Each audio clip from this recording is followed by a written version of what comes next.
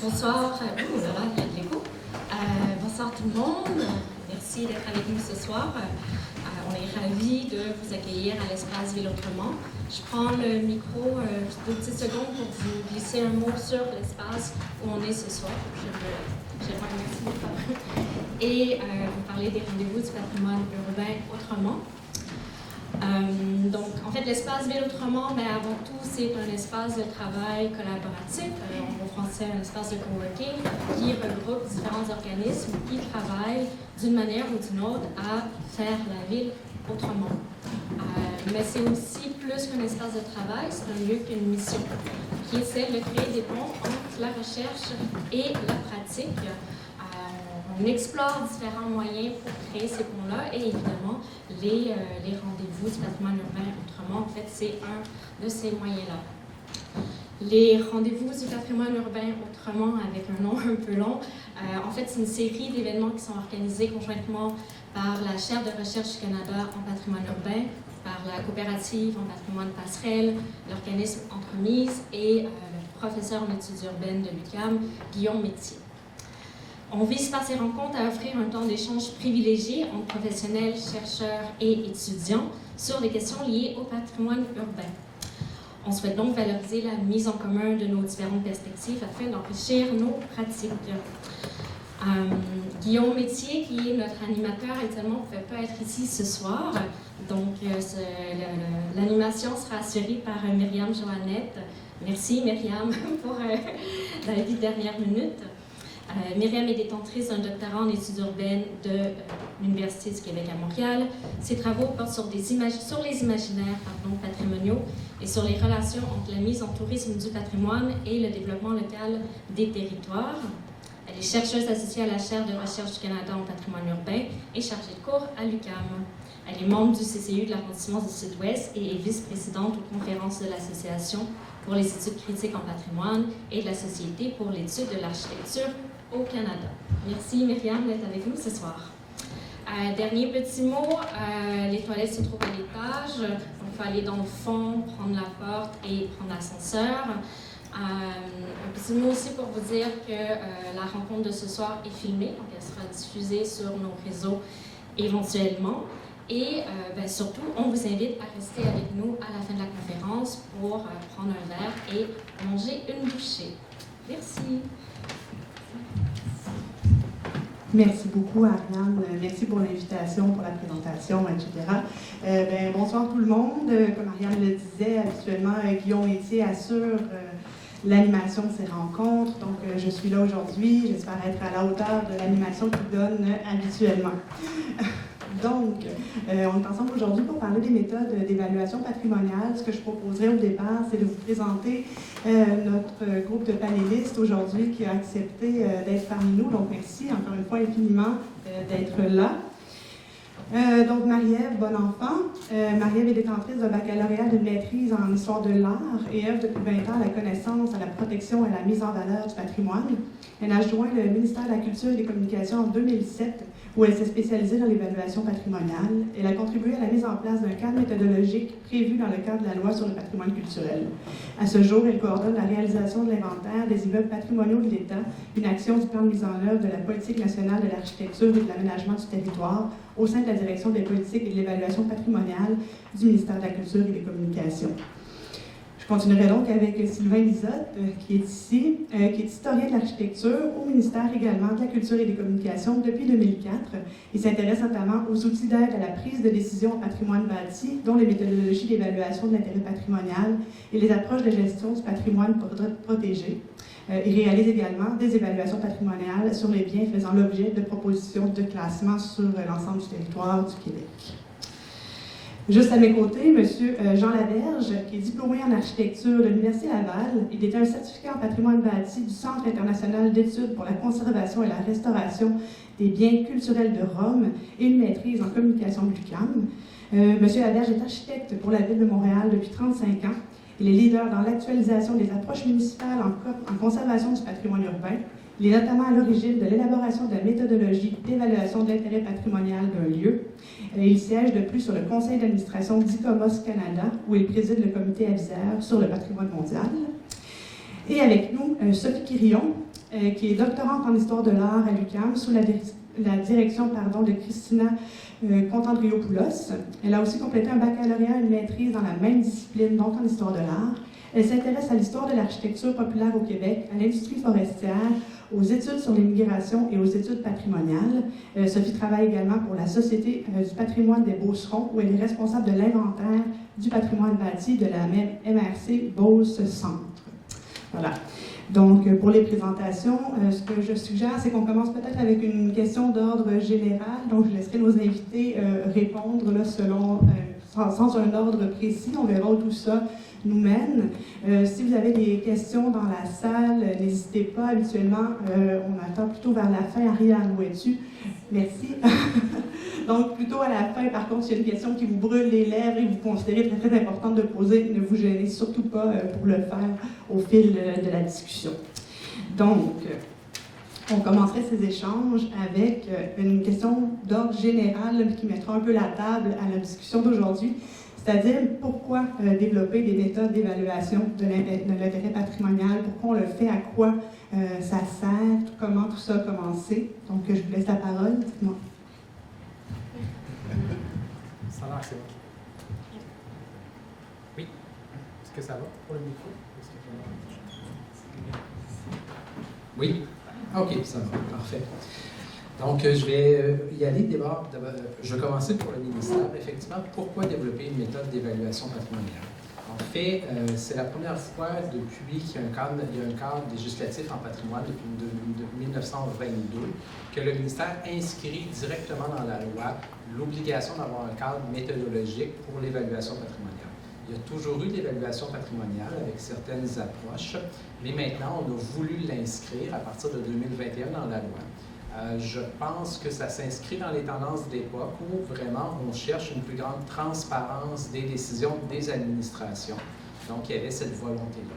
Puis après ça, pourquoi faire une méthodologie? Pourquoi ne pas accepter tout classer, tout protéger?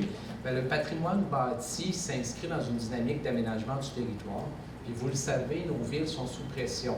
On parle de patrimoine bâti, on parle de protection des terres agricoles, on parle de protection des milieux humides. Donc, nécessairement, quand on a une demande de protection, il faut toujours sous-peser qu'est-ce qu'on veut protéger collectivement, parce que c'est un choix collectif. Notre ministre le fait au nom de tous les citoyens. C'est un choix aussi qui a des impacts importants pour les citoyens, parce qu'il faut quand même être conscient qu'un classement, c'est une mesure de protection qui peut être très invasive pour un propriétaire, donc c'est quelque chose de lourd. Donc, il faut vraiment faire les bons choix pour s'assurer qu'on identifie correctement les bâtiments, les immeubles, les sites qui présentent un intérêt à l'échelle du Québec. Parce que, comme je l'ai dit, dans le fond, quand on décide de protéger quelque chose, on soustrait un élément à la pression urbaine. Bien, cette pression-là va se déplacer, elle va être ailleurs. Puis le territoire, en ce moment, c'est quand vous regardez une ville comme Montréal, ou Québec ou d'autres villes, le territoire il est très restreint, on est en compétition, donc il faut faire les bons choix pour s'assurer qu'on protège les bons éléments.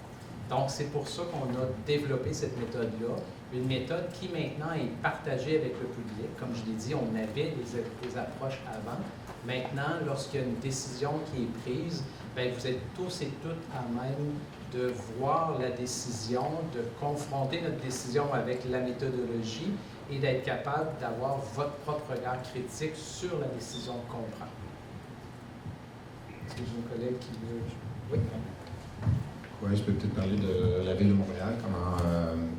En fait, on utilise une méthodologie qu'on a créée pour l'évaluation patrimoniale. Ça sert à différents aspects. Sylvain parlait de la pression urbaine. On est vraiment là-dedans dans une ville comme Montréal, très dynamique, mais en même temps très sollicitée par toutes sortes d'enjeux et de dynamiques de développement notamment. Alors, nos évaluations qu'on fait, ça sert à différents usages, là, si on veut. Alors, à la Ville de Montréal, nous permet de justifier un statut, parce que nous, au niveau municipal, on a des pouvoirs statut aussi en vertu de la loi sur le patrimoine culturel. Donc, que ce soit des citations pour le patrimoine immobilier ou bien des identifications pour le patrimoine immatériel. Donc, on se sert un peu de méthodologie similaire. Les évaluations aussi peuvent nous permettre de justifier des éléments de valeur pour les inscrire, parce que, outre la loi sur le patrimoine culturel, ben, il y a aussi les outils municipaux qui sont le plan d'urbanisme. Celui qui est en préparation va s'appeler le plan d'urbanisme et de mobilité. Et puis, il y a les règlements d'urbanisme, de zonage, de démolition et autres qui sont créés par la ville et ses arrondissements. Le processus aussi, avec l'approche collégiale qu'on a développée, qui implique les propriétaires des lieux, ça nous permet de réaliser ensemble l'importance des lieux, de développer des arguments aussi pour les conserver et les mettre en valeur de façon optimale. Ça, c'est du travail vraiment de négociation, de discussion avec les différents intervenants, les différentes parties prenantes. Et finalement, ben, l'ensemble des énoncés qu'on a sur notre site Internet, c'est une source importante de connaissances, notamment pour les chercheurs, je sais qu'il y en a dans la salle, et aussi pour la médiation de la richesse du patrimoine montréalais auprès du grand public. Alors, il y a quand même plusieurs usages qu'on peut faire de ces évaluations-là.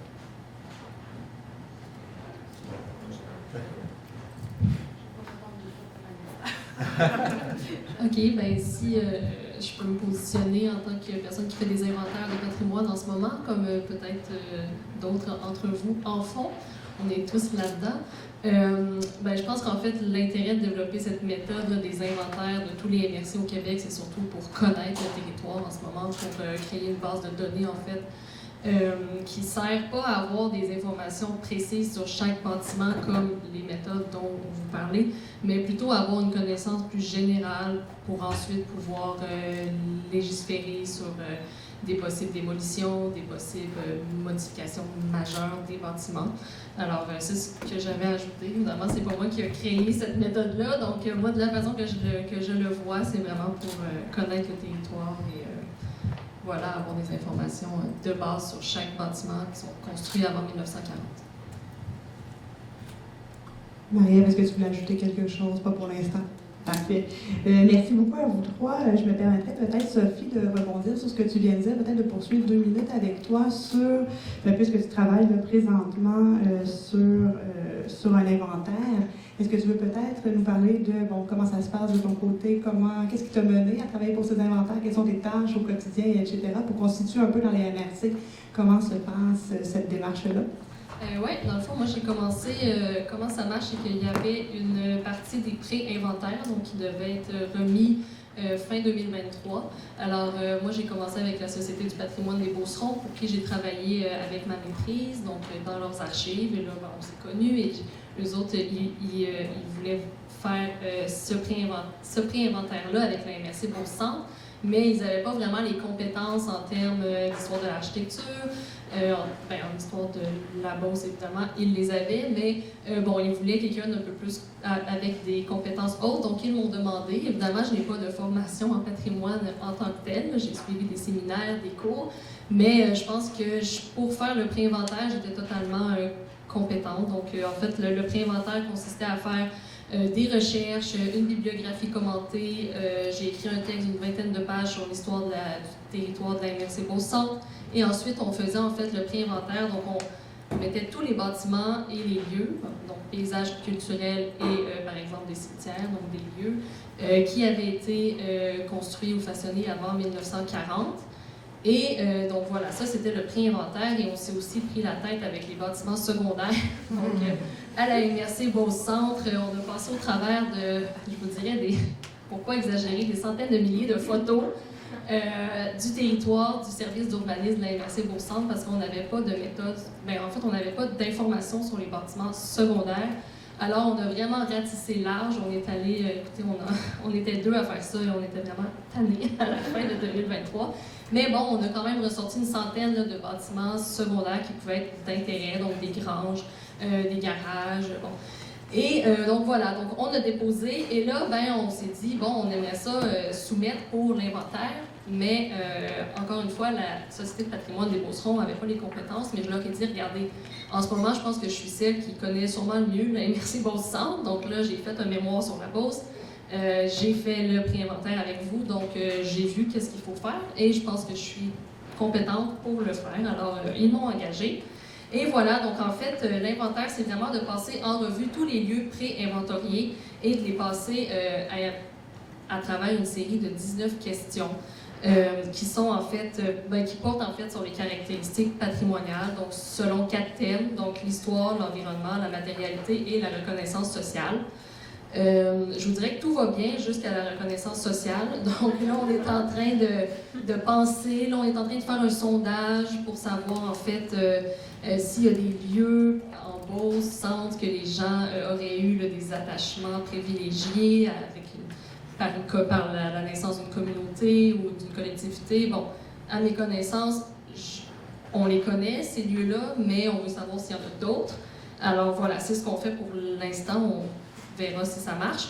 Et en fait, ensuite, si le bâtiment passe au travers une des 19 questions, donc si on répond oui à une de ces 19 questions-là, il passe au test de pérennité. Donc ça, en fait, c'est de regarder si le bâtiment est encore viable pour l'avenir. Donc, est-ce qu'il est abandonné et à moitié à terre ou est-ce qu'il est en boîte et difforme? Évidemment, je ne suis pas architecte, donc moi, c'est vraiment, je regarde et c'est souvent oui.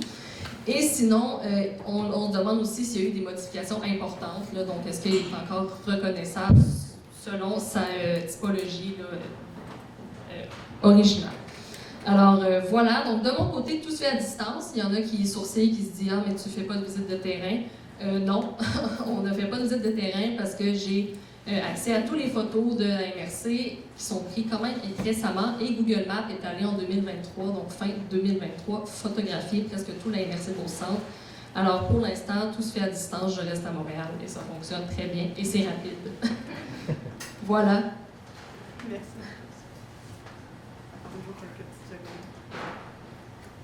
À la technique, voilà. Merci beaucoup Sophie. Donc, je me permettrai maintenant d'entrer un peu plus dans le vif du sujet sur comment est-ce qu'on détermine l'intérêt patrimonial. Donc, on en a parlé, il y a plusieurs paliers ici, évidemment, plusieurs méthodes d'évaluation patrimoniale. Donc, comment ça fonctionne dans chacune de vos organisations? Peut-être que je donne la parole à Marie-Ève, si tu veux commencer. Oui, alors... mais je trouve ça intéressant d'intervenir à la suite de ce que Sophie vient de dire parce qu'il y a quand même deux approches dans l'évaluation patrimoniale. Ça dépend toujours de c'est quoi l'objectif, on en parlait au tout départ. Est-ce qu'on est dans une démarche d'inventaire ou on est dans une démarche d'attribution d'un statut en vertu de la loi sur le patrimoine culturel? C'est pas la même chose.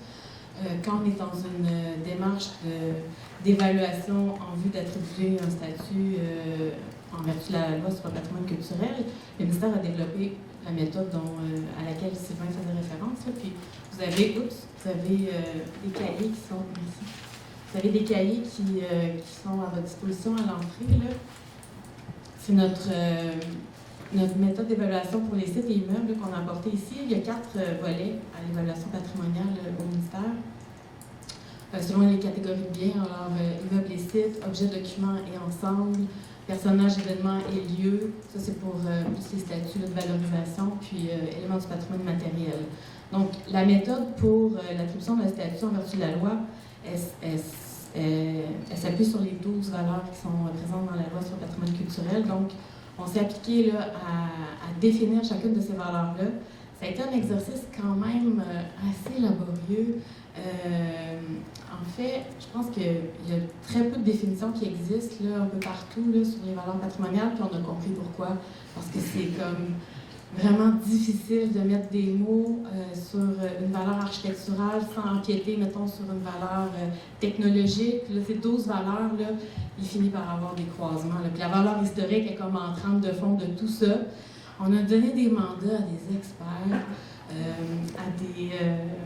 à des profs universitaires, à des gens qui ont réfléchi longuement sur la question. Puis, c'était pas évident. Donc, on a dû faire des choix.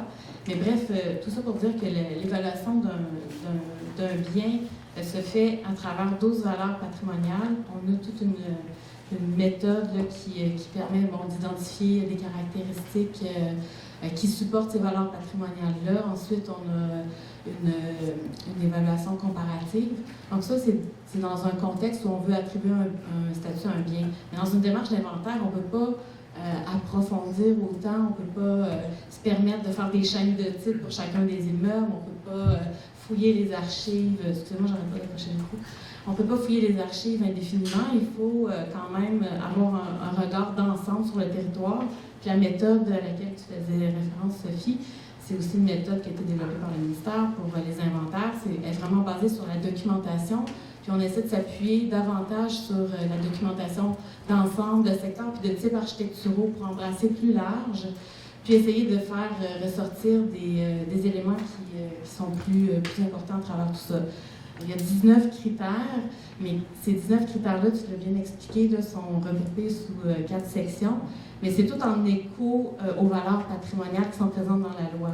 Puis l'inventaire, c'est vraiment une manière de lever un drapeau, finalement, de dire, bon, mais ce bien-là, il semble présenter un potentiel d'intérêt patrimonial, mais, tu sais, si un jour un propriétaire veut faire des travaux, veut démolir le bien, mais là, il faudra approfondir davantage sa connaissance. C'est vraiment, il faut voir ça à deux échelles complètement différentes, l'évaluation patrimoniale dans le contexte d'un inventaire et dans le contexte d'une attribution de statut en vertu de la loi. Puis il y a souvent des confusions qui sont faites entre les deux, là, puis je pense que c'est une distinction qui est importante de comprendre. Puis, ça fait beaucoup peur aux propriétaires qui ont un statut inventorié, là, dont la propriété est inventoriée parce qu'ils ont peur d'avoir des contraintes par le ministère, qu'on les oblige à faire des travaux ou à maintenir certains éléments. En fait, c'est vraiment une mesure de précaution. Puis c'est aussi en lien là, avec quand la loi sur le patrimoine culturel a été revue en 2021. Il y a eu aussi des modifications de la loi sur l'aménagement et l'urbanisme. Les villes, les MRC doivent avoir des règlements. C'est les villes qui ont un règlement sur la démolition des immeubles, puis un règlement sur l'entretien et l'occupation. Donc tout ça est lié, c'est d'où l'obligation de tenir un inventaire du patrimoine immobilier sur leur territoire. Donc c'est vraiment pour s'assurer que toutes les mesures soient prises pour se questionner avant d'intervenir sur un bien qui a un potentiel patrimonial.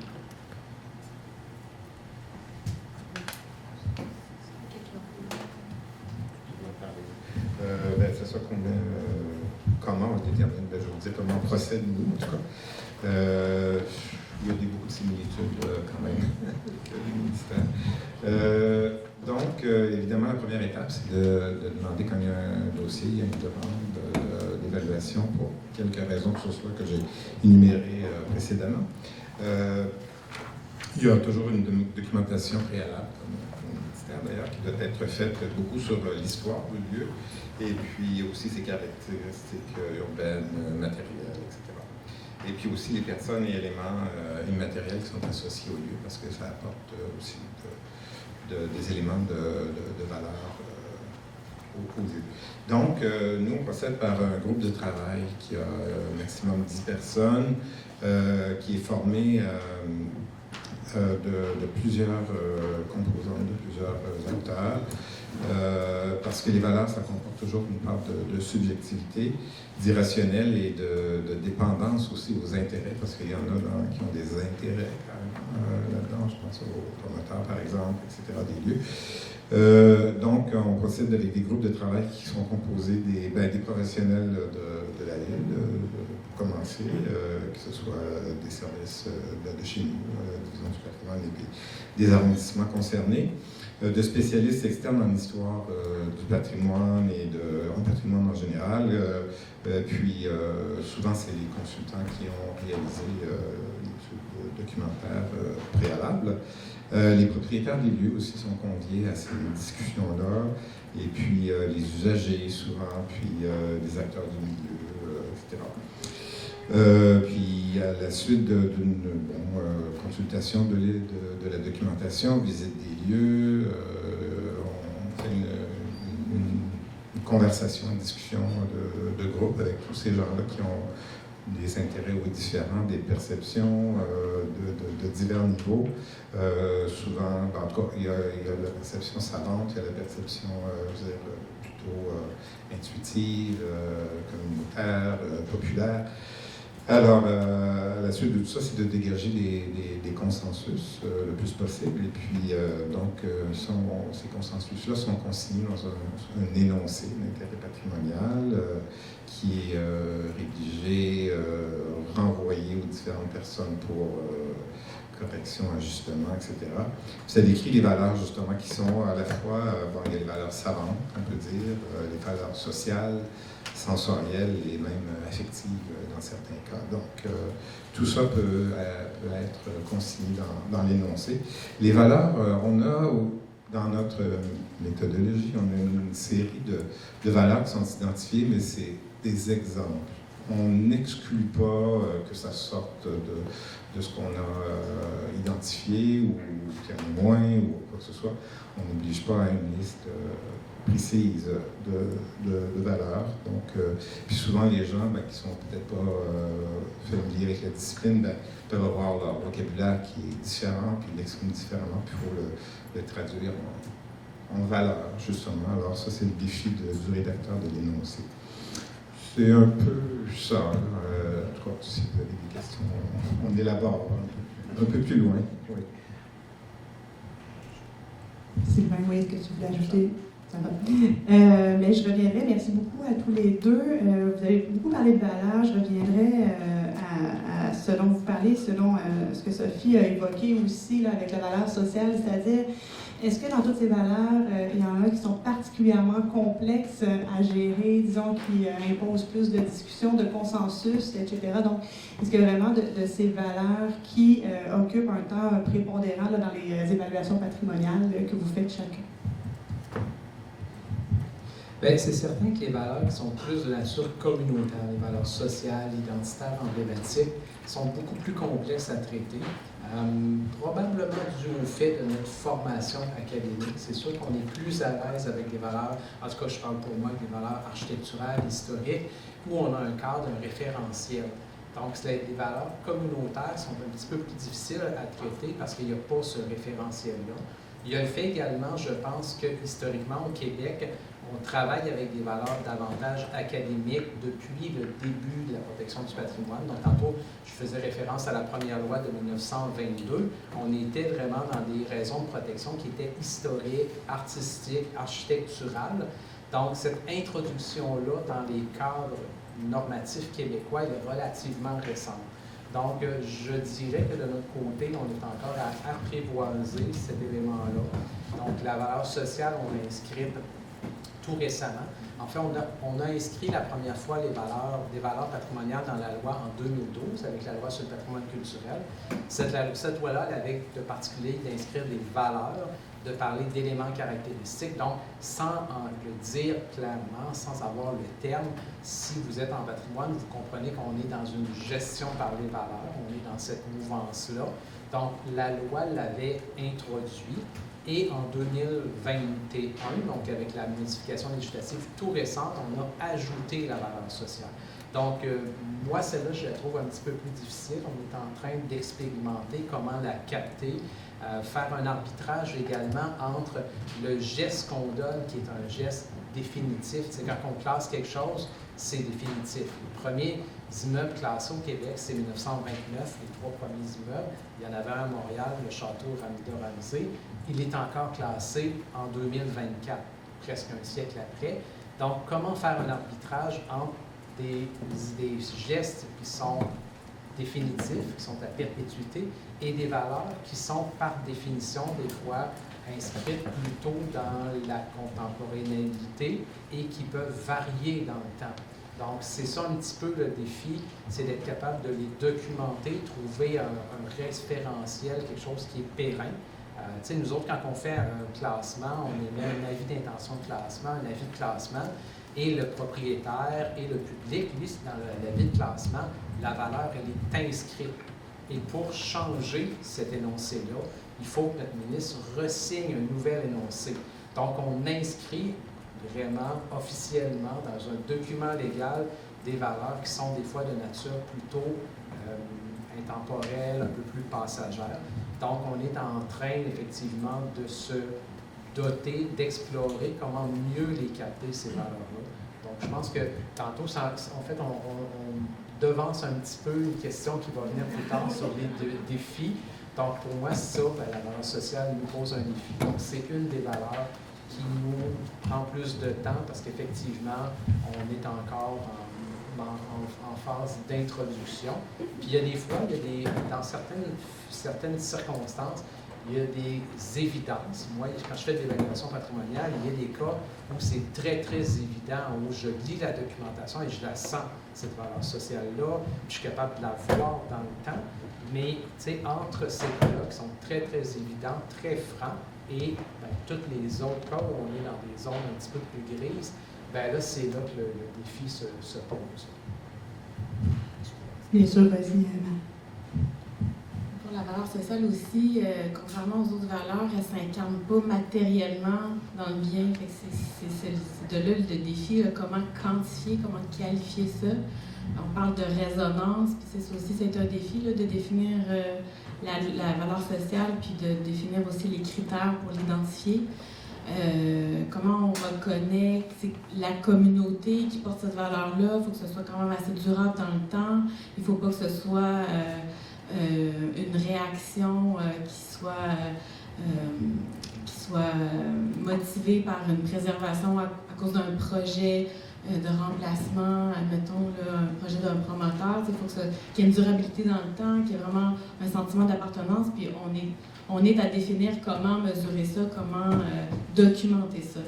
Donc, c'est le défi, c'est des valeurs, comme tu disais, communautaires, symboliques, identitaires aussi, comment définir ça. Puis, ce serait comme étonnant de penser qu'un bien pourrait être protégé en vertu de la loi sur le patrimoine culturel s'il portait uniquement l'une de ces valeurs-là.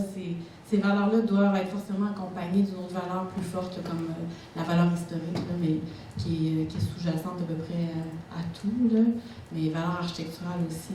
Donc, c'est ça, on a moins de critères tangibles pour s'appuyer pour la reconnaissance de ces valeurs-là. Est-ce que Sophie souhaitait ajouter quelque chose? Bien, pas vraiment, mais je me demandais, peut-être, je sais pas.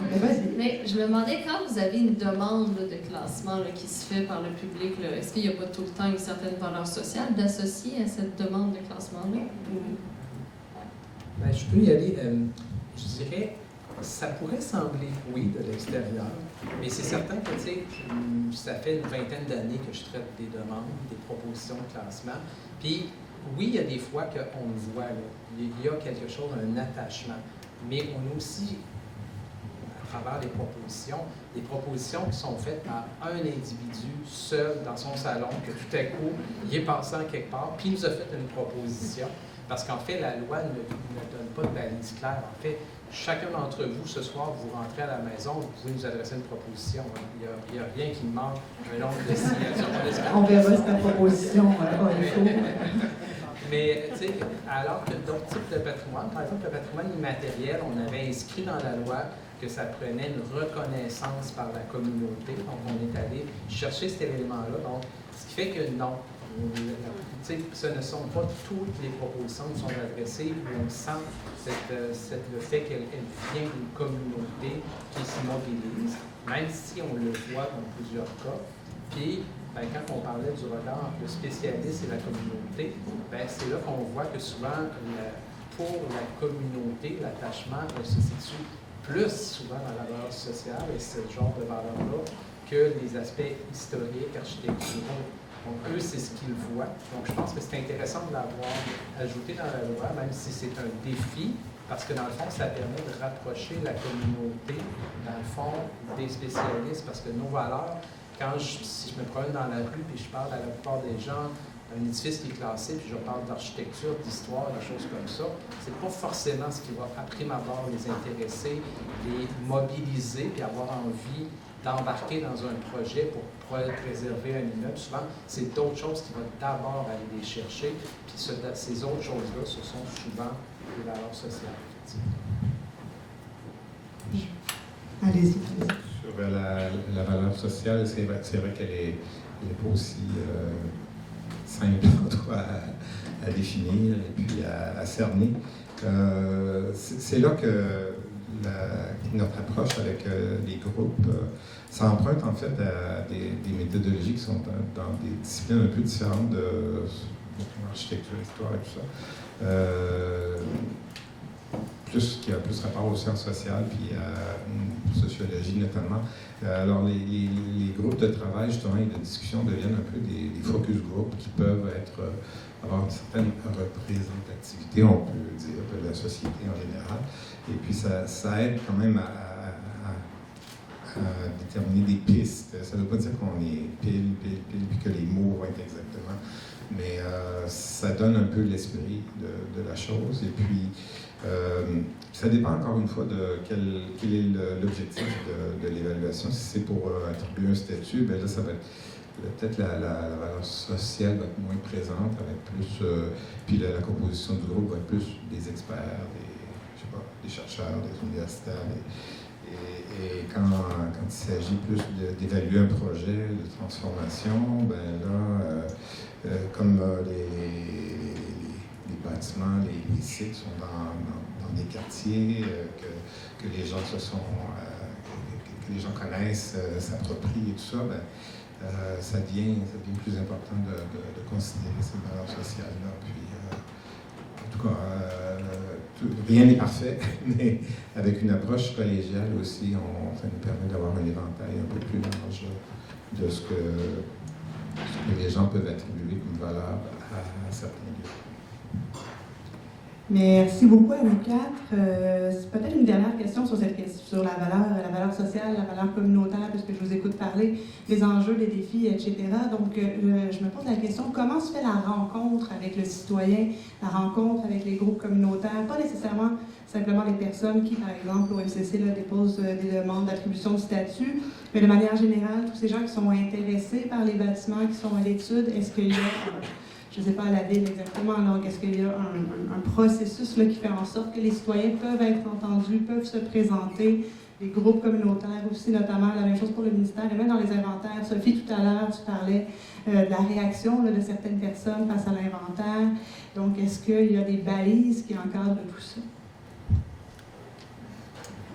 Est-ce que cette question vous inspire?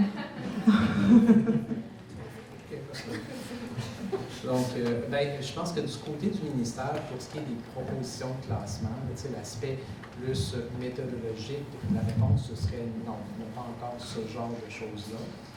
Quand il y a un classement, donc la première étape, c'est l'avis d'intention qui est publié, c'est sûr que tout le monde qui peut réagir au projet, on est à l'étape de l'intention en se présentant devant le Conseil du patrimoine culturel du Québec. Mais ce n'est pas quelque chose encore qui est formalisé vraiment, une plateforme d'accueil que les gens peuvent exprimer leurs propositions. Donc, on n'a pas cet élément-là plus formalisé. Souvent, quand les gens ont des préoccupations, ça finit en contact avec nos bureaux dans les régions. Donc, ils vont soumettre leurs propositions, courriel, appel au ministère, mais c'est pas mal la seule forme parce qu'il n'y a pas de plateforme organisée prévue à cette fin-là. Par rapport aux inventaires, évidemment, la population n'est pas vraiment prise en compte dans les méthodes des inventaires, mais nous, évidemment, on aimerait que la population de MRC-Beauce-Centre, par exemple, soit au courant d'au moins qu'est-ce qu'on fait.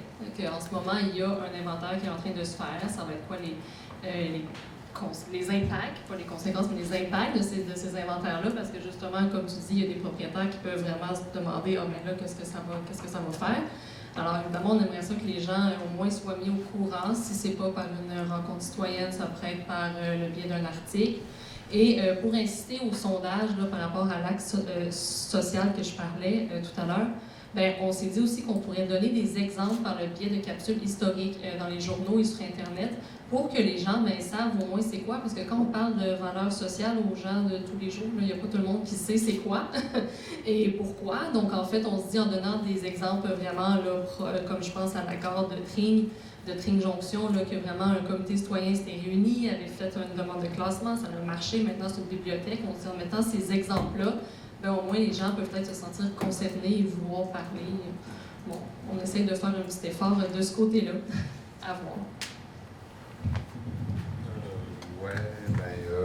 Consultation, quand il y a des statuts, là, même au niveau municipal, il y a une séance publique qui est prévue pour autant une citation qu'une identification, par exemple, comme le quartier chinois qu'on a identifié comme lieu historique récemment. Sinon, je reviens à mes photos du groupe, puis tout ça, là, qui est... et puis, aussi, comme on est dans un milieu politique où de proximité, au niveau municipal, les élus sont très, très en lien avec la population. Fait qu'on peut avoir un écho à ces personnes-là avec lesquelles on travaille assez régulièrement aussi. Alors, c'est un peu ça que je peux dire sur ce sujet. Merci infiniment. Je poursuivrai avec, on en parle depuis tout à l'heure évidemment, mais selon vous, selon vos expertises respectives, les organismes pour lesquels vous travaillez, quel est l'enjeu majeur, le plus gros défi dans ce travail d'évaluation patrimoniale, si tant est possible de n'en nommer qu'un? Mais si on vous demandait d'en nommer qu'un seul, est-ce que quelque chose vous vient en tête?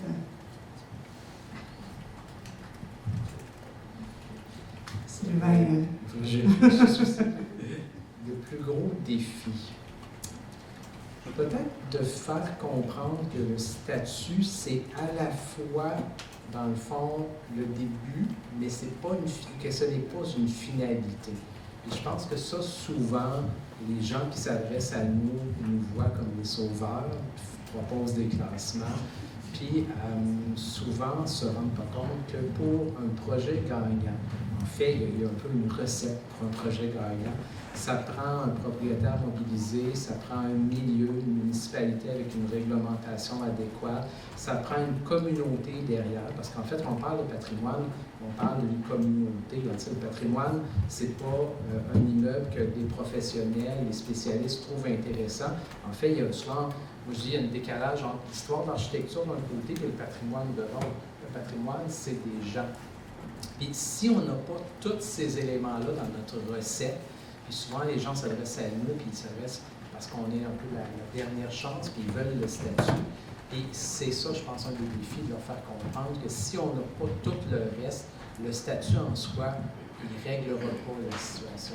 C'est la journée qu'on attribue le statut, là, il n'y a pas personne qui va monter sur la toiture pour l'étanchéifier, pour qu'il arrête que ça coule.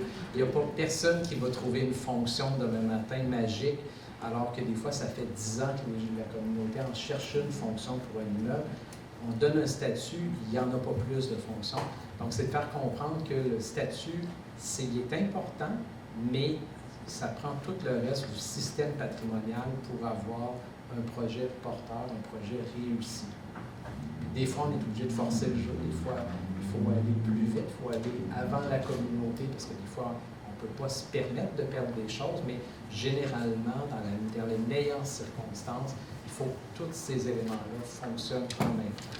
Ce serait probablement le plus gros défi de faire comprendre, de véhiculer ça aux gens. Bien, justement, en lien avec ce que tu parlais, en fait, c'est intéressant parce qu'en ce moment, il y a un sujet dans l'actualité qui est le château de Beauce à Sainte-Marie. Peut-être vous avez vu passer sur les médias. Et en fait, ça, je trouve que c'est un contre-exemple, mais comme une professeure m'avait déjà dit qu'on parle de patrimoine, on en parle souvent de manière négative. Alors, on parle du château de Beauce, maintenant qu'il est vandalisé et totalement à l'abandon. Mais c'est intéressant parce que ça, en 2020, le ministère de la Culture l'a classé extérieur et intérieur de niveau supérieur. Et là, ben, moi, je me demandais, est-ce que c'était seulement un classement qui était préventif parce que ça allait démolir à cause qu'il y avait eu des énormes inondations et là, toute la rue principale à Sainte-Marie était en danger de démolition? Ou est-ce que vraiment c'est un projet qui a été réfléchi à long terme? Parce que là, évidemment, on le classe extérieur-intérieur, c'est beau, mais 4 ans plus tard, il est totalement à l'abandon, les propriétaires sont dépourvus. Évidemment, c'est une société d'exaimeurs qui a ça, et eux, en fait, ce n'est plus dans leur mission de vouloir ce château-là. Bien, un château, c'est une maison. Je pense qu'il vient de passer. C'est pas vraiment un château, là, bon. Mais en fait, eux, au début, avaient comme objectif de faire des logements pour les personnes qui faisaient usage de leur société. Mais là, finalement, c'est plus dans leur mission. Et là, ils sont pognés avec ce bâtiment-là, pour le dire, parce qu'il n'est pas vendable, parce que les terrains sont inondables, donc il n'y a pas d'assurance. Et ils n'ont pas l'argent pour le réparer. Évidemment, il y a de la moisissure, là, il y a de l'infiltration d'eau et tout. Alors là, je me demande un peu pourquoi ce classement-là a été fait aussi rapidement, quand justement, comme tu dis, il n'y avait peut-être pas de projet à long terme, puis c'est ça qui a fait qu'on reste avec ça. Veux-tu parler du château de Beauce? J'ai peut-être pas toutes les réponses, mais en fait, le classement est survenu avant les grandes inondations de Sainte-Marie. Parce que la vie d'intention, certainement. Puis ça, c'est comme Sylvain le disait, le classement, c'est pas une fin en soi. C'est pas une formule magique. Là. Puis c'est souvent à ça qu'on est confronté au ministère. On reçoit des propositions de statut, puis les gens pensent que ça va régler tous les problèmes, mais ce qui permet de sauver le patrimoine, c'est des occupations, c'est des usages. Donc, ce bâtiment-là, il n'était plus occupé depuis un certain temps. Donc, il y avait un risque qu'il soit démoli. Puis, effectivement, on avait été interpellés à ce moment-là. Il y avait eu un régime d'ordonnance. Ça, c'est une nouvelle disposition qu'il y a dans la loi sur le patrimoine culturel. La ministre, je crois que c'était Nathalie Roy qui était intervenue. Un régime d'ordonnance de 30 jours, évaluer l'intérêt patrimonial, puis après ça, poser un geste de protection. Mais on s'entend que c'est pas une fin en soi, ça prend un usage, puis ça démontre bien que si le bâtiment il a beau avoir un intérêt patrimonial, c'est pas ça qui va le mener à la postérité. Puis là, en plus, il y a eu les inondations, tout ce qui s'en est suivi. Donc, ça n'a pas aidé à sa sauvegarde. Puis, on a beaucoup d'exemples comme ça où, à travers les époques, là, où il y a des classements qui ont été faits contre le gré du propriétaire parce que la loi n'oblige pas d'obtenir le consentement du propriétaire pour la protection. Mais c'est rarement des situations très, très gagnantes. Là. Donc, de travailler avec les propriétaires, de travailler sur des projets, souvent ça va assurer mieux la sauvegarde qu'un statut en vertu de la loi avec des contraintes. Souvent, ça braque plus que ça aide. Moi, pour revenir à la question que tu nous as posée, Mariam, je dirais qu'un des principaux défis, c'est peut-être la protection, de faire reconnaître, dans le fond, le patrimoine, le petit patrimoine. Parce que, tu sais, on a encore une approche... mais nous, on réagit, le ministère, à des propositions de statuts. Là, on n'a pas le luxe là, de proposer des statuts parce qu'on est une petite équipe, puis on ne mène pas des grands inventaires à travers le Québec comme dans les années 70, là, en parcourant... toutes les régions par la voie des airs et la voie de la terre, puis à proposer des statuts. Donc, on réagit à des propositions de citoyens, puis souvent, ce qui nous est proposé, c'est plus des exemples plus achevés de grands édifices monumentaux. Puis quand on pense, mettons, au Faubourg Ouvrier, par exemple, si on a une proposition pour une petite maison, qui va avoir gardé certaines caractéristiques, mais finalement, qu'il y en a 12 autres pareils dans la rue. Notre méthode aussi, elle a peut-être aussi ses faiblesses à ce point de vue-là. Donc, même si l'évolution de la loi à travers les années, là, depuis 1922 jusqu'à aujourd'hui, on est parti plus d'une approche monumentale vers une approche plus inclusive, paysagère, d'ensemble. Il n'en demeure pas moins si on regarde les exemples de bâtiments qui ont été protégés ou des ensembles qui ont été protégés dans les dernières années, bien, on a peu de granges ou de maisons ouvrières ou de patrimoine agricole, patrimoine industriel, le patrimoine qui est moins flamboyant, si on veut, là. Donc, il y a peut-être un défi de ce côté-là de sensibiliser les gens à proposer des attributions de statut ou nous à intervenir davantage sur ce type de patrimoine-là. Merci beaucoup, Marie-Ève. Le message est passé. Hein. On vous rappelle, comme Sylvain a dit tout à l'heure, tout le monde peut déposer une demande de classement. Donc, entendons le message de Marie-Ève. Monsieur Laberge, on parle de classement là, depuis tout à l'heure, les enjeux, des défis relatifs au classement, mais qu'en est-il de la ville, à l'échelle de la ville? Est-ce qu'on retrouve Oui, en tout cas, je me reconnais dans ce qui a été dit par Marie-Ève et Sylvain par rapport à vraiment qu'un statut, c'est pas magique, et puis, etc. Puis que, en tout cas, il y a différentes limites à toutes ces approches-là. Mais moi, je vous amènerais plus sur un défi méthodologique. Puis je parlerai des valeurs oubliées, presque. Puis je vais dire quelques mots sur la valeur économique et puis sur la valeur écologique. La valeur économique, elle est souvent oubliée, mais pourtant elle est centrale. Et puis, autrement que vouloir dire le profit qu'un promoteur peut faire avec un projet, il y a d'autres considérations dans la valeur économique. C'est lié aux intérêts des personnes impliquées, évidemment.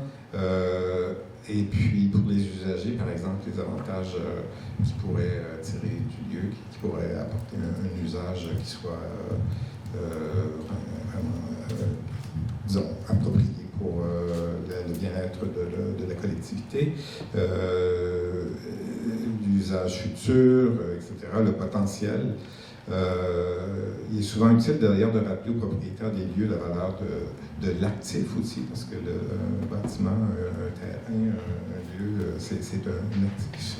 Donc, ça a une valeur économique dans ce sens-là, en soi, sans parler d'un projet qui va venir avec. Il y a toujours une valeur économique à un degré ou un autre. Et puis, c'est probablement la valeur qui est la plus difficile quand on dit qu'on veut atteindre des consensus, c'est parce que les intérêts sont très divergents. Et puis, elle est assez délicate, mais il ne faut pas l'oublier parce qu'elle est vraiment centrale à peu près dans une ville comme Montréal, où il y a vraiment beaucoup on pourrait dire, de tensions économiques. Elle est vraiment fondamentale. Il y avait aussi la valeur écologique qui est de plus en plus considérée dans nos évaluations.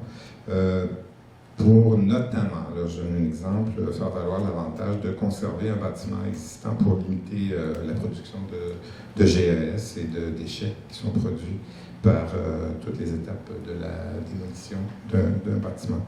C'est une façon aussi de valoriser la durabilité environnementale de la construction et des matériaux traditionnels versus les matériaux synthétiques qui ne sont pas durables, qui sont polluants, qui sont etc. Là, vous voyez ce que je veux dire, et qui ont été développés plus pendant le 20e siècle, alors que les matériaux plus durables, les matériaux qu'on dit entre guillemets nobles et naturels, issus de la nature et plus bruts, sont forcément plus durables et plus écologiques.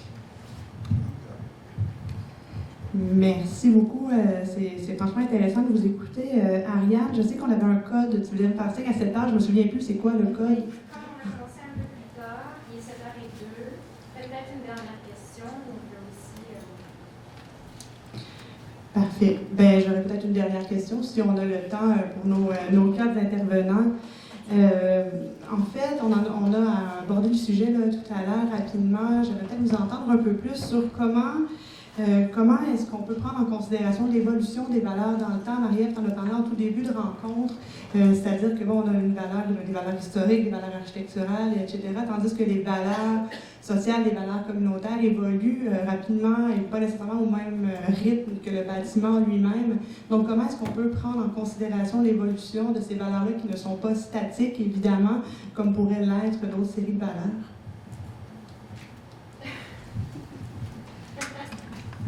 Je pense pas que les valeurs, même architecturales, historiques, sont statiques parce que chaque époque a son paradigme, son approche. Puis, tu sais, je pense que chaque époque a sa lecture propre.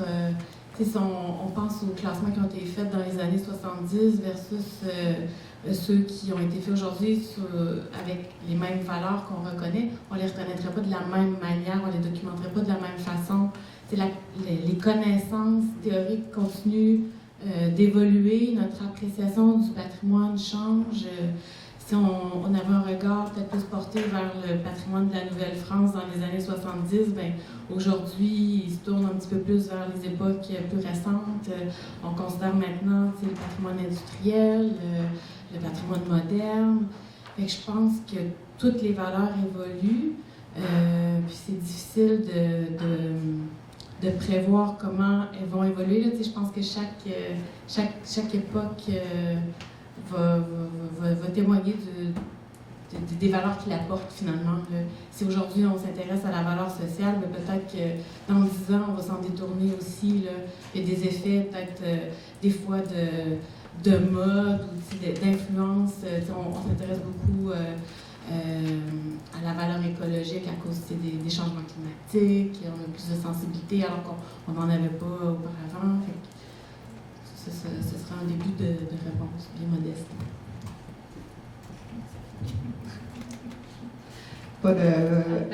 Je peux peut-être juste ajouter que moi je sais ce qui me fait sourciller un peu dans les inventaires, c'est la date butoir de 1940, et je me demande jusqu'à quand elle va être pertinente. Puis là, c'est tout le temps, je veux dire qu'on se dit, je sais que le ministère a dit au MRC qu'il pouvait aller plus loin, donc 1950, 1960, mais bon, encore là, ça implique une volonté. Alors, nous, je sais qu'on se tient à 1940, et encore là, je trouve ça un peu arbitraire, parce que là, des fois, je tombe sur un bâtiment en 1942, je me dis, pourquoi lui, qui est exactement pareil à son voisin, ne sera pas dans l'inventaire? Mais après ça, si je dis 1942, ben là, pourquoi lui de 1943, 1945? Donc là, je comprends qu'il faut arrêter. Mais donc c'est ça, je trouve, je sais pas si ça a un lien avec la question, mais, mais bon, je voulais le dire. Et peut-être un petit élément aussi sur la question des valeurs, parce que tu sais, dans le fond, nous autres, on se questionne beaucoup sur définir les valeurs, distinguer les valeurs. Mais en fait, il faut quand même comprendre que si on se ramène à la première question, pourquoi est-ce qu'on fait des méthodes? En fait, on fait des méthodes pour faire des choix. Fait que, tu sais, dans le fond, c'est peut-être pas si important qu'on capte pas tout le temps toutes les valeurs. En fait, si on est capable de répondre correctement à la question de départ, qui est qu'est-ce qu'on veut collectivement protéger et léguer aux générations suivantes? Ce qui fait qu'on soit plusieurs administrations qui ont des méthodes qui se ressemblent mais qui ont des petites différences, c'est pas si important que ça. Si dans le fond, tout ça, on montre des cadres méthodologiques pour répondre à cette question de base-là, savoir qu'est-ce qu'on veut léguer. Ce qui fait que, moi, je pense que finalement, je ne dirais pas que toutes les méthodes se valent quand même, mais je pense que dans toutes les bonnes méthodes, on arrive à une réponse. Et au bout du compte, on arrive à dire est-ce qu'on protège le bon édifice. Donc, moi, je pense qu'avec la méthode, souvent, on se fait poser la question est-ce que vous reclasseriez un immeuble classé il y a 10 ans? Oui, au bout du compte, on n'a peut-être pas exactement utilisé la même approche, la même démarche, mais je pense que, par exemple, les gestes qui ont été faits, on va dire dans les 20 dernières années, on était là. Donc, est-ce qu'on les reclasserait? Oui, je pense qu'on a pris des bonnes décisions. C'était des édifices qui valaient la peine d'être classés. Donc, c'est pour ça que ça relativise peut-être un petit peu le débat, qui est peut-être un débat plus théorique sur les valeurs, à ramener à la base, à la première question, pourquoi est-ce qu'on fait ça? Moi, je voulais simplement revenir, faire du chemin sur ce que disait Marie-Ève par rapport les valeurs, c'est par définition subjectif d'une part, mais aussi fluctuant. Puis, des fois, on peut se faire une illusion que les valeurs architecturales, ça c'est du solide, ça ne changera jamais. Mais c'est pas vrai, parce que dans l'histoire de l'architecture au 19e siècle, à un moment donné, on détestait le gothique, après ça, on a détesté le baroque, et puis après ça, on parle du patrimoine moderne qui est le patrimoine mal aimé, mais même dans le patrimoine moderne, il y a des subdivisions. Cet après-midi, avec mes collègues en arrière, on parlait de post-moderne. Bon, est-ce que ça a de la valeur, ça? Est-ce que le brutalisme aussi, mon collègue en arrière qui n'aime pas ça, on en parlait cet après-midi. Alors, c'est pas mal toujours subjectif, désolé, mais alors c'est d'essayer de trouver des consensus au moment où on se parle, qu'est-ce qui, c'est ça, qui nous permet d'avancer et de prendre des décisions, comme le disait si bien Sylvain. Merci beaucoup. Est-ce que vous avez quelque chose à ajouter avant qu'on se tourne vers la salle? Non? Parfait. Donc, est-ce qu'il y aurait des questions dans la salle pour l'un ou l'autre de nos intervenants ou de manière générale pour les quatre? C'est impossible que non. Ça se peut pas. Là-bas.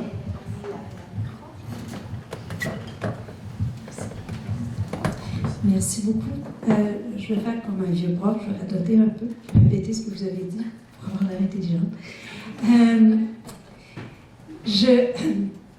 Quand on parle de valeur et d'évaluation patrimoniale, quand on parle de valeur patrimoniale, on avait parlé de valeur sociale du patrimoine ici, à peu près cette date-ci, l'année dernière.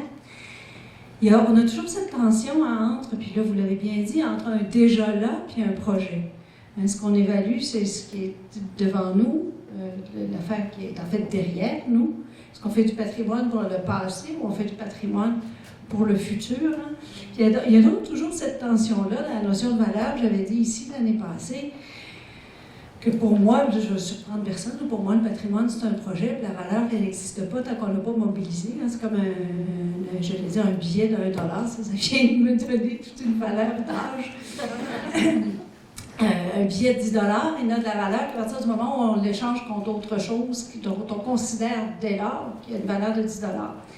Je comprends de la méthode d'évaluation, particulièrement celle du ministère dont on parlait récemment, la méthode d'évaluation patrimoniale qui a été mise sur pied, que l'idée était, en mobilisant 12 valeurs, d'essayer d'ouvrir l'angle de vue le plus large possible pour produire un discours non pas sur ce qui est déjà intéressant, mais sur ce qui pourrait être intéressant. Donc on s'en va là dans la voie du projet, beaucoup plus que ce qui est du déjà là. Et puis quand on revient à la valeur sociale, on vient toujours à essayer d'évaluer ce qui est déjà là. Est-ce qu'il y a une mobilisation collective? Est-ce qu'elle existe? Est-ce que le monde l'aime, ce truc-là? Et ainsi de suite. Ce sur quoi je voudrais vous entendre, c'est comment, puisque la raison pour laquelle on fait une évaluation patrimoniale, si on veut aller au-delà du déjà là, puis évaluer autre chose que le château de Ravzy ou que l'église Notre-Dame-des-Victoires, et puis qu'on ne veut pas tomber dans le piège de toujours évaluer la même chose, c'est la raison pour laquelle on donne un statut, par exemple, c'est pas pour... On ne fait pas du patrimoine pour le passé, on fait du patrimoine pour le futur, vous venez tous de le dire. Dans votre esprit, comment est-ce qu'on pourrait imbriquer dans l'exercice d'évaluation patrimoniale la construction du projet patrimonial, qui est la construction justement de cette affection collective à l'intérieur de l'évaluation patrimoniale, pour que justement l'évaluation soit une production de valeur, comme ce que vous avez voulu faire en imaginant la gamme la plus large possible de valeurs. Donc, comment est-ce que l'exercice d'évaluation patrimoniale peut en être un de production de valeur, plutôt que de simplement d'identification d'un déjà là. Vous en avez une question, C'est juste pour discuter là, en réfléchissant collectivement. Mais moi, je me permettrais pour aussi nourrir la discussion. Ce que vous dites, Lucie, en même temps, moi, à quoi ça me fait réfléchir, c'est si on n'évalue pas qu'est-ce qui est déjà là, mais on se projette dans le futur, est-ce qu'on est capable de projeter le futur? Comment définir un attachement futur? Puis j'ai pas plus de réponse pour vous, mais moi, ça fait écho chez moi en tout cas dans cette question-là de oui, absolument, mais comment le prédire? S'il ne s'agit pas de le produire, s'il s'agit de le construire. Bon, ben je pense que c'est un bon... Je me risque... je pense que peut-être comme organisme public, le ministère devrait, là, tu sais, je sais pas, mes patrons ne sont pas là, je vais peut-être valider comme ligne avant de venir ici, là, fait... Fermez la caméra. mais peut-être un peu comme à l'image, mettons, de ce que le fédéral fait, ça donne des orientations pour intervenir dans la désignation du lieu historique. Peut-être que le ministère devrait se donner des axes d'intervention, puis plutôt que d'y aller en mode réactif sur des propositions de statut, imposer une certaine vision puis une construction patrimoniale. De cette façon-là, je pense qu'on pourrait un petit peu, c'est ça, construire la vision patrimoniale, puis donner un petit peu plus de sens à des classements ou à des gestes de valorisation, de protection qui soient un petit peu plus coordonnés. Mais bon, c'est pas notre manière de travailler. Dans la façon dont on travaille maintenant, si on va avec les outils qu'on a, je pense que ça serait beaucoup à travers, pas nécessairement l'évaluation patrimoniale, mais je le vois peut-être plus par la médiation culturelle, par la diffusion d'informations, faire en sorte que les gens s'approprient leur patrimoine. Puis d'une certaine manière, on est en train de tendre vers ça en ce moment avec... on a notre nouvelle direction de la valorisation et des partenariats au sein de la grande direction du patrimoine au ministère de la Culture. Puis il y a un lancement là, qui a été fait hier officiellement. C'est quoi le titre de l'émission? Bien bâtir, moi je vais être certaine. Une émission sur le patrimoine qui va diffuser à Télé-Québec. Super intéressant. Puis je pense que ça, c'est une manière de construire le patrimoine. Bon, c'est pas à travers l'évaluation, mais c'est de la diffusion, de la sensibilisation. Là. Mais moi, après ça, je me demande qu'est-ce qui reste aux communautés patrimoniales si même l'État vient créer des valeurs à leur place. Je sais pas, je me dis c'est peut-être dans le rôle justement des citoyens de venir créer ces valeurs-là, puis après ça, à l'État de les interpréter. Je sais pas. C'est une question plus qu'une réponse. Bien, je dirais que dans certains cas, c'est pas qu'on les crée, c'est que dans le fond, tu sais, quand on parle entre nous, ça semble évident, il y a une valeur architecturale, une valeur historique, mais en réalité, quand je me place dans ma position, quand je suis devant mon ordinateur avec un dossier, dans le fond, on structure, on le crée également, parce que dans le fond, avant de travailler sur un immeuble, dans le fond, quand je travaille sur un immeuble, je fais un récit. Je cherche mon information, je prends des informations, puis je dis, bien, tout ça, ben, en fait, c'est une valeur historique. Ça, c'est une valeur architecturale qui repose sur tel élément. Puis quand on fait des recommandations, bien, on fait des recommandations peut-être que nos prédécesseurs n'auraient pas fait. Donc, on le construit également, ce patrimoine-là, donc à travers les recommandations qu'on fait. Puis il y a un élément aussi qu'on ne voit pas, parce que là, on a parlé vraiment strictement parlé d'évaluation patrimoniale. Dans notre système, vous l'avez dans la méthode, l'évaluation patrimoniale, c'est un bloc, c'est une des analyses. Il y en a une analyse de contexte où là, on s'interroge sur c'est quoi la position des parties prenantes, c'est quoi les positions des propriétaires, c'est quoi la réglementation municipale, c'est quoi l'attachement des citoyens. Ce qu'on faisait moins avant, on était, je pense, davantage ancré dans l'aspect plus strictement parlé, l'intérêt patrimonial. On a été emmené dans cette direction-là, dans la perspective où on est bien conscient que, comme je l'ai dit tantôt, le patrimoine, le statut, c'est pas une fin en soi. Donc, s'il y a juste l'intérêt patrimonial, mais il n'y a pas tous ces autres éléments-là qui sont à côté, qui sont aussi importants, bien, dans le fond, on n'a pas un projet patrimonial solide. Puis c'est aussi dans ces autres analyses-là qu'on va aller explorer ça. Donc, on va aller voir s'il y a une communauté.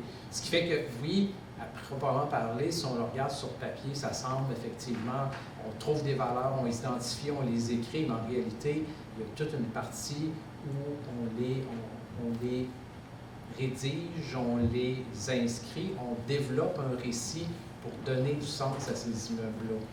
Donc, une partie aussi de ce que je dis de création.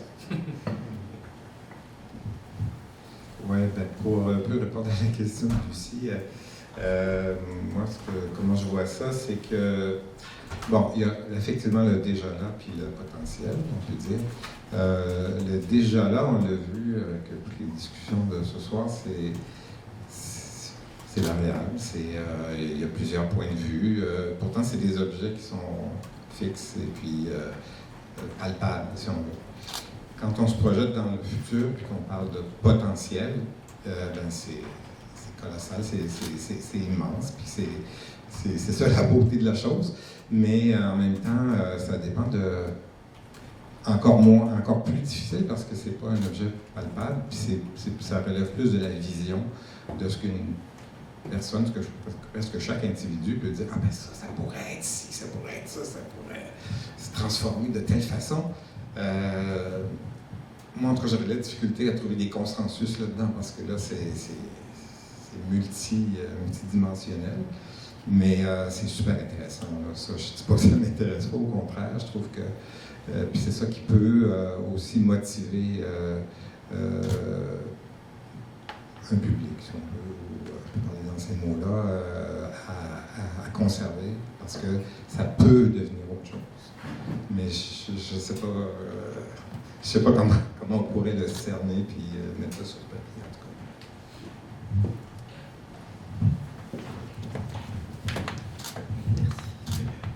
Oui, alors, moi, je regarde le Château Beauce passer là, depuis tantôt. J'ai une question en lien justement avec la question de l'opportunité ou du potentiel, ce que tu appelles le potentiel. Est-ce qu'on peut, dans les évaluations qu'on fait, prendre en compte l'environnement, le contexte dans lequel ce bâtiment, ce bien-là se trouve pour voir comment il peut évoluer avec et comment cet environnement-là peut être un atout dans sa préservation à long terme. Je sais qu'il y a eu des avancées intéressantes dans notre réflexion sur la contribution d'un bien à un ensemble. Et je trouve intéressant cette idée-là. Est-ce que dans les évaluations qu'on fait, cette dimension-là est davantage prise en compte dans notre réflexion sur les valeurs, les qualités qu'on peut retrouver pour un bâtiment? Bien, c'est certain que oui, moi je le sens davantage. Là, donc, on s'intéresse beaucoup aux autres éléments. Tu sais, dans le cahier, on a nos 3 boîtes, nos 3 analyses, l'état, le contexte, l'intérêt patrimonial. Puis c'est sûr qu'on tend vers une situation où, oui, on nous interroge beaucoup sur les autres éléments. Donc, pour dire, effectivement, comme je le dis toujours, tu sais, le patrimoine, c'est un projet, mais il faut que toutes les autres composantes soient là. Donc, tu sais, Château-Beauce, je pense que c'est peut-être un concours de circonstances. Je pense que je ne reviendrai pas sur ce sujet-là particulièrement. Là. Mais je pense que, bon, dans d'autres circonstances, souvent, les gens vont se questionner donc, pourquoi on a refusé certains éléments alors qu'il y avait en apparence un intérêt patrimonial. Donc peut-être que dans d'autres cas, on a jugé que les autres éléments n'étaient pas au rendez-vous. Parce que il y a une question d'opportunité, puis je pense que tu l'as bien nommé, Denis. Le ministre, lui, il se retrouve devant sa table à signature, puis il ne signe pas des avis d'intention de classement tous les jours. Donc, il en signe quelques-uns par année, puis on a beaucoup de propositions. Ce qui fait que lui, il choisit dans une certaine manière, même si ce n'est pas comme ça, d'intervenir parce qu'il pense qu'il y a un intérêt public à intervenir. L'intérêt public d'un ministre, puis ça peut être de la culture, puis ça peut être le ministre de l'Environnement, ça dépasse l'intérêt patrimonial. C'est plus large que ça. Ça prend en compte d'autres éléments. Donc, dans certains cas, il décide d'intervenir parce qu'il pense qu'il y a un intérêt public à faire un geste dans des circonstances. Puis, dans d'autres cas, il décide de ne pas intervenir parce qu'il pense qu'il y a des éléments qui ne sont pas au rendez-vous, nonobstant peut-être une valeur patrimoniale. Parce que dans le fond, nous autres, on pense que c'est très tranché. Là, on pense qu'il y a du noir puis il y a du blanc. Il y a des biens qui ont un intérêt patrimonial puis il y en a qui n'en ont pas. Moi, c'est rare que j'ai des dossiers où il n'y a pas d'intérêt patrimonial. Les gens qui nous font des propositions, c'est des gens qui s'intéressent au patrimoine, qui prennent la peine de remplir un formulaire de plusieurs pages, de structurer leur idée. Puis, dans le fond, ils ont tous un certain intérêt. Peut-être pas tous, il y en a qui c'est franchement d'intérêt pour l'ensemble du Québec. Des fois qu'on est plus, on dit peut-être un petit peu plus régional, des fois c'est un petit peu plus local, mais c'est rare qu'il n'y ait aucun intérêt. Et c'est que notre ministre, lui, il décide d'intervenir dans des circonstances bien particulières, donc il choisit. Puis dans les autres cas, on a un système patrimonial qui est construit en emboîtement. Donc on a tous les niveaux de gouvernement qui sont habilités à intervenir, donc le municipal, maintenant même le niveau régional avec les MRC, ce qui fait que quand on n'intervient pas, on ne dit pas aux gens ben, ça n'a pas d'intérêt patrimonial, puis vous faites perdre notre temps. On dit il y a un certain intérêt patrimonial, mais on pense que nous, à notre niveau, dans les circonstances, c'est peut-être pas la meilleure circonstance pour agir, mais on encourage toujours les gens à peut-être à poursuivre, mais à d'autres échelles. Donc, je pense que là, ça, c'est beaucoup plus pris en compte, ces éléments de contexte, pour arriver au final à des projets qui sont des bons exemples, parce qu'il y en a aussi des contre-exemples, malheureusement. Tu sais, je pense que je ne ferai pas la liste, mais il y a des contre-exemples, puis des fois, nous autres aussi, on essaie d'apprendre de ces contre-exemples-là, parce qu'on s'est dit, bien, à quoi ça sert de faire signer un avis d'intention, de faire signer un avis de classement, si on a l'impression que, dans le fond, il ne se passera rien avec cet immeuble-là, puis que dans 5 ans, dans 10 ans, il va être à terre, tu sais, dans le fond, alors qu'il y a plein de gens qui réclament des statuts partout au Québec. Donc, il y a d'autres éléments, d'autres paramètres qui sont pris en compte. Donc, puis je pense, tu sais, ici, on a une représentante tout désignée, mais je pense qu'on a des communautés qui sont derrière des projets, puis je pense à Arvida. Là, on avait une communauté très fortement mobilisée. Donc, c'est un peu, on recherche des dossiers gagnants, des projets gagnants qui sont portés. C'est un petit peu vers là que je pointerais. Oui, pour revenir à l'idée du l'objet versus le contexte versus l'objet, qui s'alimentent l'un et l'autre. C'est sûr que palais, comme Jean-François parle du château de la Beauce. Là. Moi, je ne connais pas assez le contexte. C'est sûr que la vallée de la Chaudière, c'est très beau. Là. Mais c'est sûr que c'est pas seulement l'objet, c'est vraiment où ça se situe. C'est les deux, la communion entre les deux. Puis ça aussi, c'est un peu... c'est de l'interprétation, c'est des visions qui peuvent être aussi divergentes, mais qui ont plusieurs volets et qui sont d'autant plus riches. Alors, oui, c'est sûr que c'est vraiment les deux, l'objet et le contexte, c'est très, très important. Mais bon, moi aussi...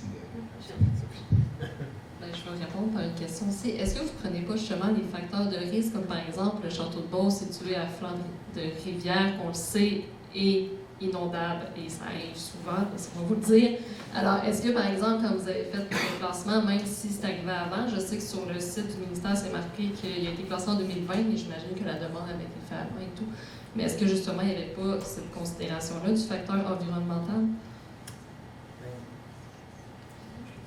Bien, je dirais, tu sais, je ne répondrai pas pour ce sujet-là particulièrement, mais c'est sûr que je répondrai de manière plus large à la question des changements climatiques. Okay? On va l'élargir, pour moins personnaliser, mais je pense que c'est un élément sur lequel on est amené à se poser plus de questions. T'sais, moi, je le sais que maintenant, c'est des éléments qu'on fait systématiquement de vérification, c'est des éléments qu'on amène. Puis, tu sais, quand on parle d'une pratique qui est en évolution, il y a 15 ans, il y a 20 ans, c'est beaucoup moins des éléments qu'on se posait. Maintenant, je pense qu'en 2024, lorsqu'on considère un statut, oui, tu sais, nous autres, on le fait, puis ça nous est aussi demandé à l'intérieur du ministère, c'est des préoccupations, parce que, tu sais, s'il se passe quelque chose, tu sais, c'est certain que, oui, ça nous interpelle nous, mais ça nous interpelle d'autres ministères, parce qu'on est un appareil gouvernemental, c'est le ministère de la Sécurité publique, c'est le ministère des Affaires municipales, donc c'est sûr qu'on développe une approche où ces éléments sont plus pris en compte parce qu'on veut éviter des situations comme ça. Donc, je pense qu'on le faisait moins, puis maintenant, la question des changements climatiques, c'est beaucoup plus invité dans nos considérations, je pense, de contexte qu'avant.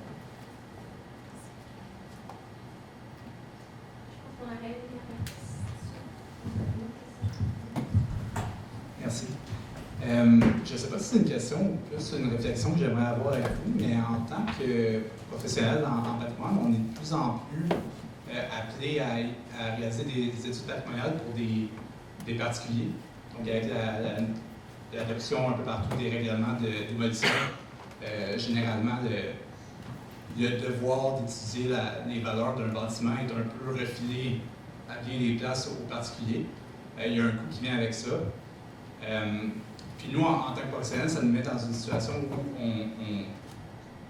on fait nos recherches de manière indépendante, mais on fait des recherches qui visent souvent à venir dire pourquoi on devrait protéger un bâtiment pour des gens qui souhaitent démolir. Donc, ça nous met dans une situation qui est assez drôle. Il y a d'autres clients qu'on aime beaucoup mieux, comme justement des villes, des commissions scolaires. Mais, donc, c'est ça, je sais qu'il y a des villes qui agissent un peu comme intermédiaires, donc le particulier va demander, en fait, la ville va nous mandater, mais le particulier va payer la ville.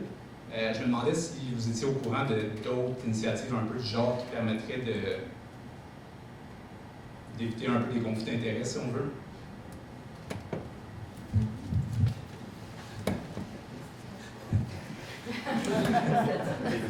Non. Peut-être un élément de réponse, c'est que, en fait, quand on a mis sur pied l'approche de l'évaluation patrimoniale, on faisait suite à des années, sinon des décennies, où l'évaluation patrimoniale, c'était pas compliqué. Quand il y avait un projet, on disait aux promoteurs, trouve-nous, engage-toi des consultants pour nous prouver que ça n'a pas de valeur si tu veux démolir. Ça fait que c'était assez, justement, complaisant. Hein? C'était assez... quand la personne paye un consultant pour... c'est un peu...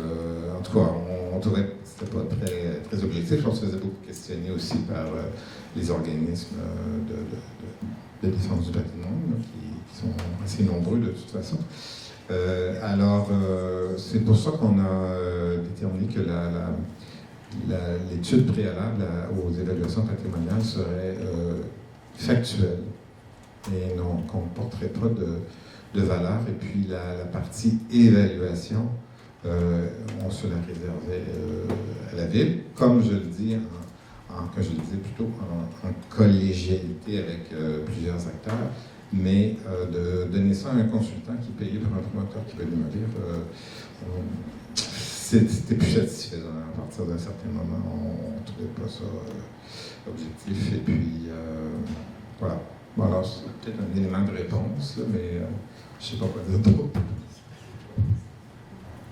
C'est sûr que nous, ça nous concerne moins au ministère de la Culture, on est moins confrontés à ça, mais c'est une réalité quand même qu'on connaît. Là. J'ose croire que la réalisation d'inventaire sur les territoires des municipalités MRC va apporter une plus grande sensibilisation au patrimoine, puis va renverser un petit peu la lecture des gens sur les immeubles qui souhaitent démolir ou transformer, que ça va mettre en lumière peut-être un petit peu plus l'intérêt de ces immeubles-là, puis encourager des projets qui soient faits à partir de ces immeubles-là, mais sans nécessairement les conserver. Je pense que souvent, on pense que quand on est devant un immeuble patrimonial, il faut le conserver comme sous une cloche de verre, là, mais je pense qu'il faut amener les gens à voir le patrimoine autrement, comme quelque chose qui évolue, comme des immeubles qui peuvent être transformés mais en conservant des caractéristiques qui leur sont propres. Je pense que c'est à travers la sensibilisation que les inventaires, je crois qu'ils vont amener ça. J'ai peut-être des lunettes roses, là, mais j'ai encore un petit peu d'espoir que ça va amener une connaissance et une sensibilisation plus grande, puis qu'il y aura peut-être plus de projets qui vont prendre en compte la préservation des immeubles plutôt que leur démolition.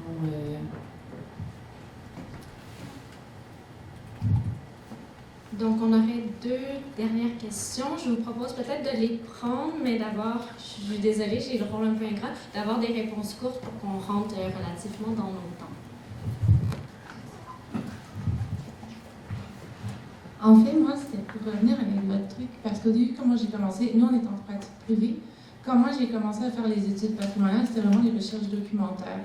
Et depuis, je dirais, 3 ans et demi, les arrondissements nous ont demandé d'intégrer les valeurs. Et c'est une question qu'on se pose quotidiennement. Les différentes villes aussi du Québec, on en fait ailleurs, nous demandent de proposer les valeurs. Et c'est toujours très complexe parce que justement, que le consultant qui représente le promoteur ou peu importe qui il représente, que ce soit pour la ville ou quoi que ce soit, d'établir nous-mêmes les valeurs, alors que ce devrait être un processus par consensus, par au moins divergence de connaissances, de compétences, d'intérêt, de représentativité. Est-ce que vous savez pourquoi les arrondissements ont recommencé à nous demander ça? Pourquoi il faut leur demander, mais on parle de réponse courte. Moi, je suis d'accord avec vous que c'est pas correct. Merci beaucoup. Je ne serais pas au courant.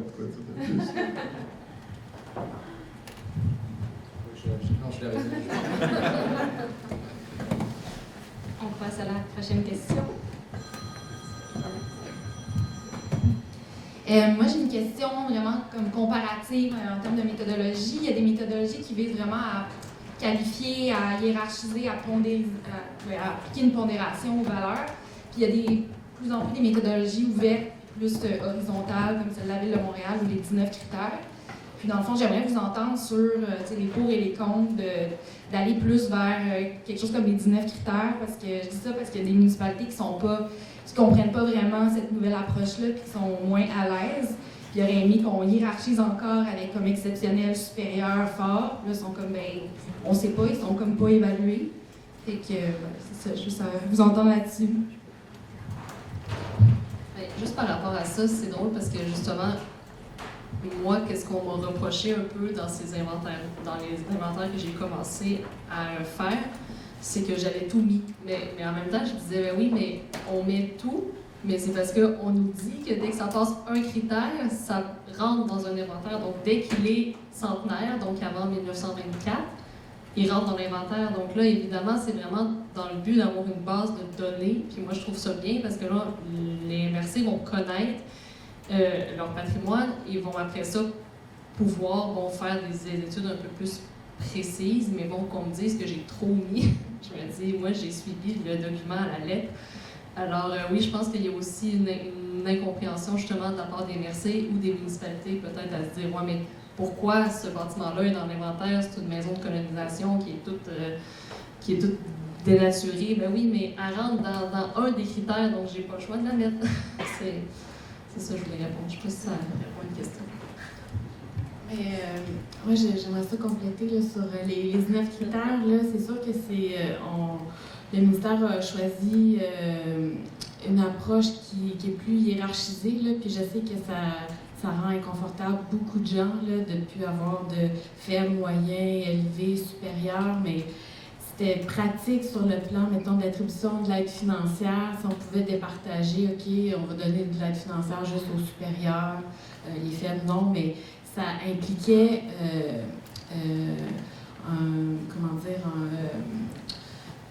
ça favorisait certains propriétaires au détriment d'autres. Si, mettons, on se place devant un propriétaire qui possède un bâtiment qui a un intérêt faible, mais qui souhaite vraiment investir de l'argent, du temps, qui veut remettre en état son bâtiment, mais qui n'a pas accès à des subventions parce qu'il y a une cote faible, bien, ça défavorisait les gens. Puis en même temps, mais c'est une manière aussi d'être plus inclusif là, dans l'appréciation du patrimoine. Puis on souhaitait aussi que les inventaires ratissent beaucoup plus large, justement parce que c'est en lien avec les règlements sur la démolition, puis l'occupation et l'entretien des immeubles.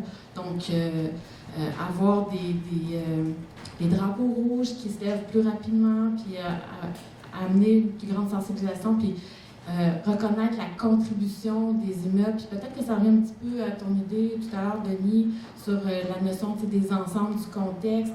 C'est peux avoir un bâtiment qui est super intéressant, qui est entouré de bâtiments peut-être moins intéressants, mais ce qui les rend, celui qui est le plus intéressant, c'est tout son environnement aussi autour. Fait que si on fait juste préserver des éléments ponctuels comme ça partout sur le territoire, mais on va se retrouver avec plus de contexte pour les comprendre puis pour les lire.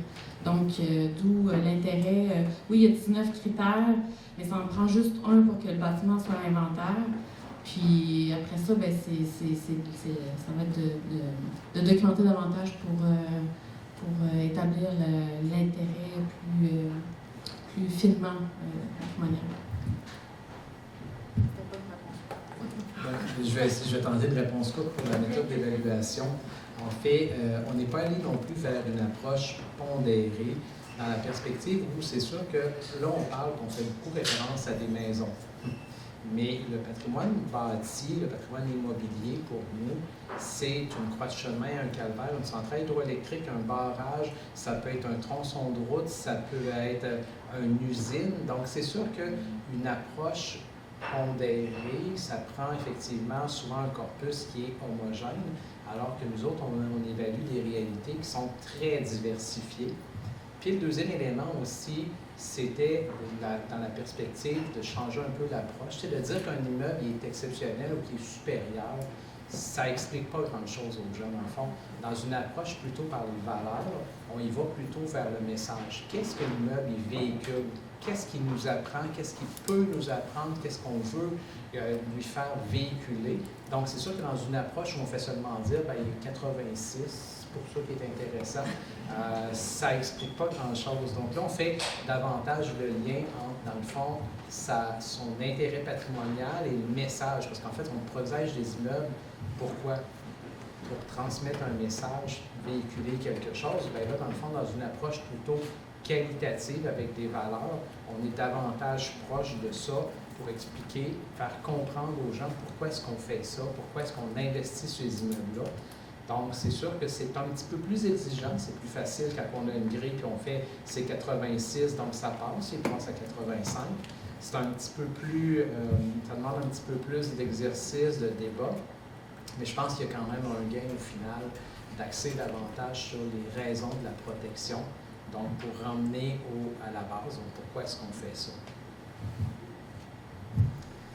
Oui, moi, pour répondre à la question de Frédéric, la notion de hiérarchisation, puis de pondération, puis de tout ça, c'est vraiment dans notre contexte de pratique avec nos charmants promoteurs, c'est un peu difficile parce qu'ils sont très bons pour déceler la moindre faille. Alors, tout ce qui n'est pas exceptionnel, ça serait, on démolit, c'est pas compliqué. Et puis, 85, c'est l'un d'autres passage jusqu'à 84, mais c'est sûr qu'on démolit. Alors, moi, j'aime bien l'idée du récit qui nous permet plus d'une appréciation qualitative, qui implique plus, justement, l'attachement, puis